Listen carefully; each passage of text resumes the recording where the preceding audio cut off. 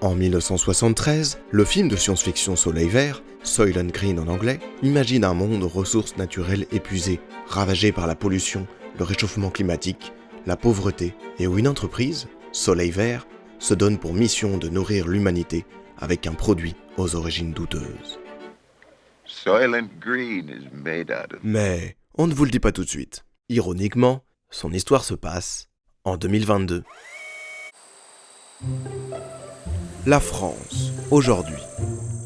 28 millions d'hectares de terres agricoles.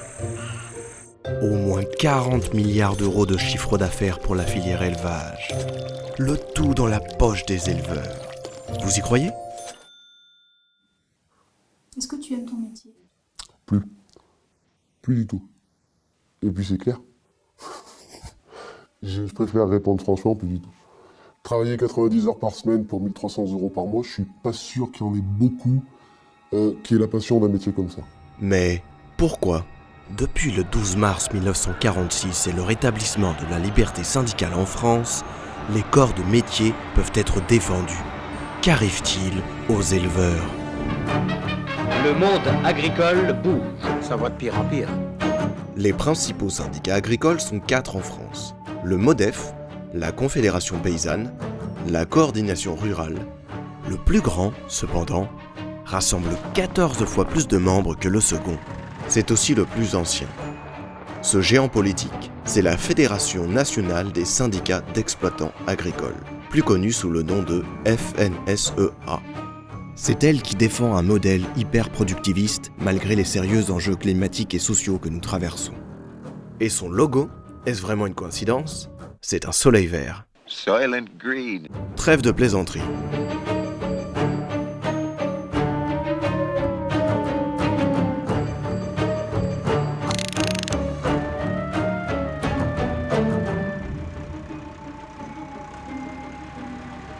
Avant de découvrir le tableau sombre d'aujourd'hui, pas celui du film, le nôtre, et pour comprendre comment nous en sommes arrivés là, il faut donc comprendre la FNSEA. Et pour comprendre la FNSEA, il faut revenir au sortir de la guerre, dans la nuit du 13 au 14 mars 1946. Au sortir de la Seconde Guerre mondiale, dans une France aussi dévastée politiquement qu'économiquement, l'agriculture peine à redémarrer. Le peuple est affamé. Un des objectifs principaux du nouveau gouvernement est de nourrir les Français, et donc, bien sûr, de décider qui va s'en occuper. Le territoire agricole est morcelé en micro-parcelles. Sous le régime de Vichy, comme les autres corps de métier, les agriculteurs n'avaient pas le droit de se regrouper en syndicats. Le 12 mars 1946, le gouvernement français et son ministre de l'Agriculture, Tanguy Prigent, rétablissent la liberté syndicale par une loi historique. Dans la nuit du 13 au 14 mars 1946, les membres de la Confédération générale agricole donnent naissance à la FNSEA et élisent leur premier président, Eugène Forget. Il obtiendra notamment que les chambres d'agriculture, responsables du transit de l'argent entre l'État et les régions, s'engagent à consulter les syndicats avant de donner leur avis au pouvoir public. Les représentants de la profession deviennent incontournables dans la prise de décision. Et jusqu'ici, tout va bien. Ce nouveau syndicat pilotera l'agriculture française pendant plus de 70 ans et encore aujourd'hui. Face aux défis historiques, la FNSEA obtient une grande confiance du gouvernement pour mener la politique agricole et développer la production. Le défi est immense et les délais sont courts. Voici Edgar Pisani, légendaire ministre de l'Agriculture, entre 1961 et 1966 sous Charles de Gaulle. C'est lui qui a initié et piloté les lois à l'origine de la Révolution verte, dont les effets durent encore pour le meilleur et pour le pire. Il contribue au développement des infrastructures dans les régions, adduction d'eau, réseau d'égouts, etc. Il dirige l'argent public vers la modernité, le financement de recherche pour optimiser les rendements. Un chantier gigantesque. Il est aussi à l'origine de la transformation du paysage français. Et c'est ici qu'il faut parler du remembrement. Remembrement, mot magique s'il en est, capable de déchaîner les passions les plus diverses qui vont de l'adhésion totale et inconditionnelle au refus le plus catégorique.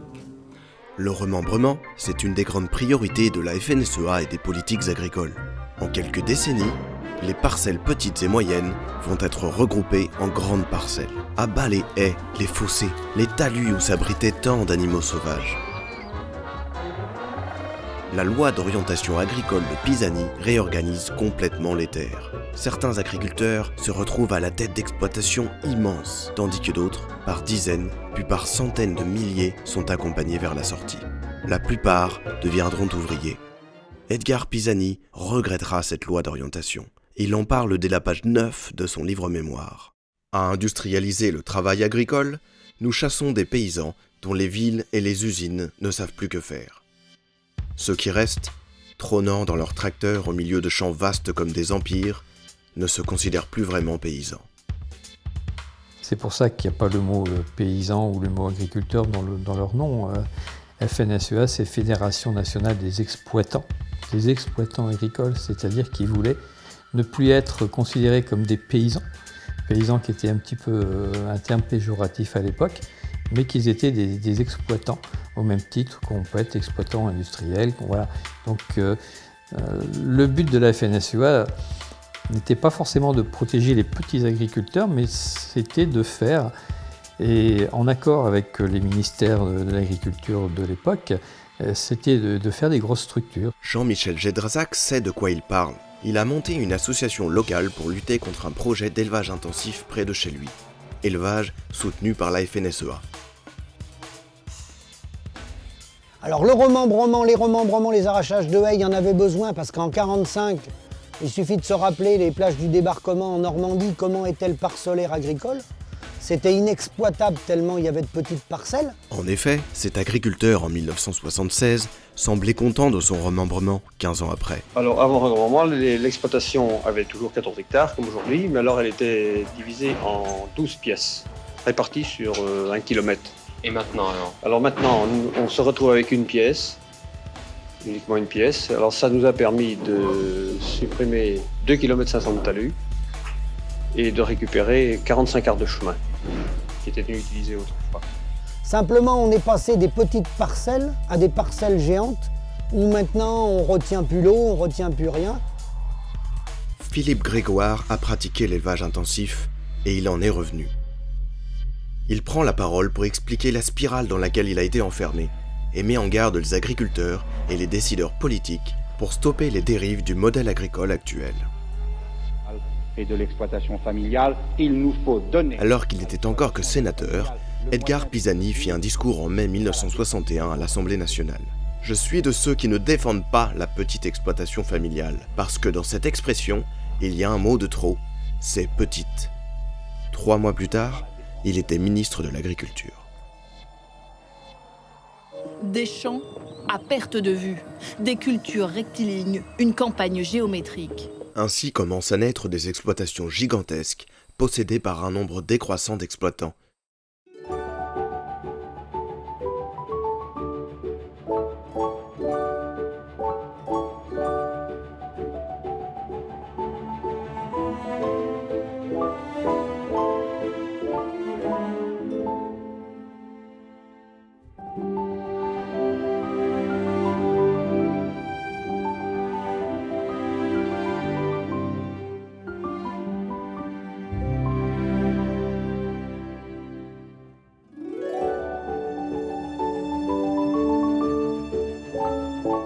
Le but, organiser une production de masse de céréales et protéagineux, principalement pour nourrir les animaux d'élevage. C'est le début de l'élevage intensif. C'est climatisé intérieurement par des plaques de polystyrène et par des ventilateurs d'extraction d'air. Les parcelles s'agrandissent autant que l'espace de vie pour les animaux se réduit, jusqu'à les enfermer dans des bâtiments sans accès à l'extérieur.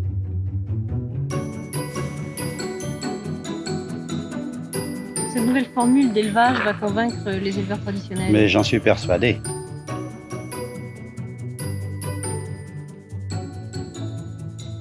Ce mode d'élevage, autrefois impossible, vient d'être rendu possible par l'arrivée des antibiotiques. Sinistre jackpot.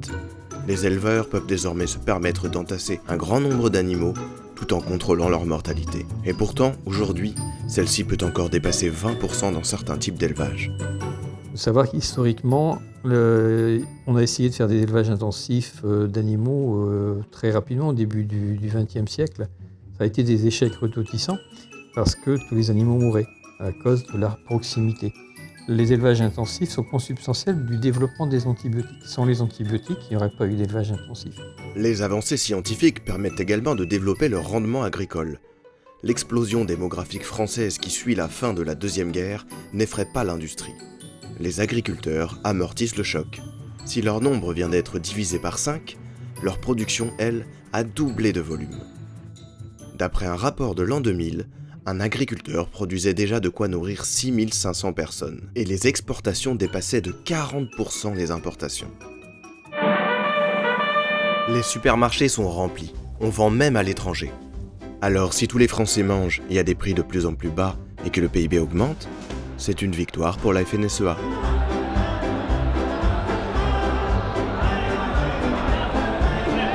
Le gouvernement est rassuré. Il continue de donner les coups des franches au premier syndicat d'agriculteurs français. Le pouvoir s'inverse, la politique agricole est entre les mains de la FNSEA.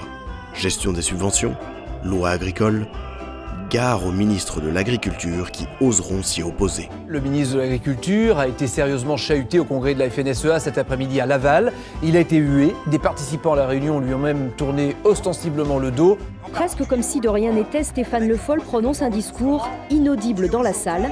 Entre vous et moi, aujourd'hui, ce n'est pas la fête. En fin de dialogue, 300 manifestants ont refusé de se disperser et sous la pression de la foule, le ministre se trouva bientôt bloqué dans un coin de cour boueux. Protégé par des gendarmes, Édith Cresson réussit finalement à gagner un verger. Et c'est un hélicoptère dépêché par la préfecture qui vint la chercher. L'intervention des forces de l'ordre permit alors de dégager un périmètre au centre duquel Édith Cresson put monter à bord de l'hélicoptère qui partit vers Caen sous les huées des manifestants. Est-ce qu'on peut dire qu'un ministre de l'Agriculture doit être validé par la FNSEA ? Ça ne fait même pas l'ombre d'un doute. Comme dans certains systèmes où il vaut mieux être du parti politique au pouvoir, dans un système où il y a un parti unique, il vaut mieux être au parti unique. Et je dis, la FNSEA ayant été le seul syndicat à avoir co-géré, parce que c'était vraiment un système de cogestion. Quand on dit que le ministre de l'Agriculture était nommé avec l'aval de la FNSEA, quand c'était pas un membre de la FNSEA, on a connu certains présidents de la FNSEA qui devenaient ensuite ministres. Donc il y a une certaine connivence entre la FNSEA et puis les décisions agricoles au sommet de l'État. Une certaine connivence. Bel euphémisme, Jean-Michel. Mais alors, si le syndicat a autant de pouvoir politique et de latitude, avec un bilan agricole aussi incroyable, pourquoi diable le bilan général est-il si peu glorieux ? Le gaspillage d'eau est gigantesque. Un grand nombre de haies et d'arbres ont disparu, et la biodiversité avec. La vie des sols est détruite sur la plupart des terres agricoles. Les agriculteurs s'éteignent à petit feu, surtout les petits, rongés par la dépression. Le nombre d'agriculteurs est en effet passé de 5 millions en 1955 à 400 000 en 2020. Selon le dernier recensement agricole, la France a même perdu 100 000 exploitations en moins de 10 ans, moins 21%. Un syndicat agricole qui considère comme un succès le fait de voir le nombre des agriculteurs s'effondrer, ce ne serait pas un peu contradictoire ?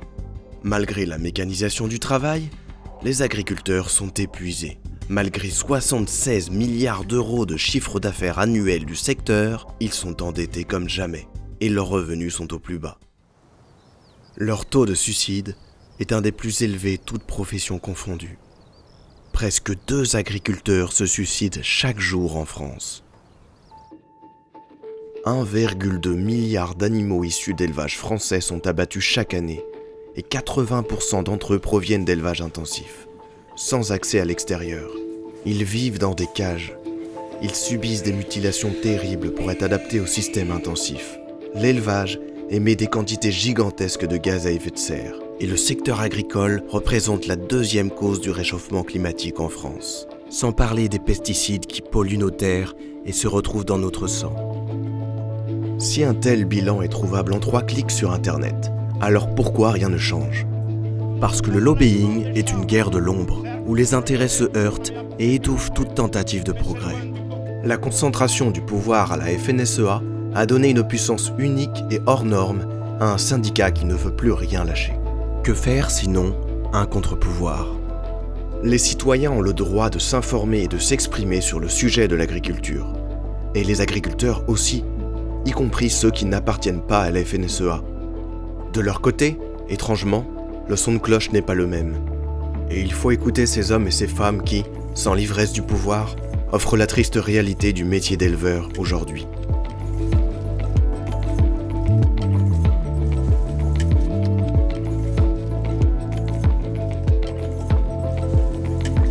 Soylent Green is made out of people.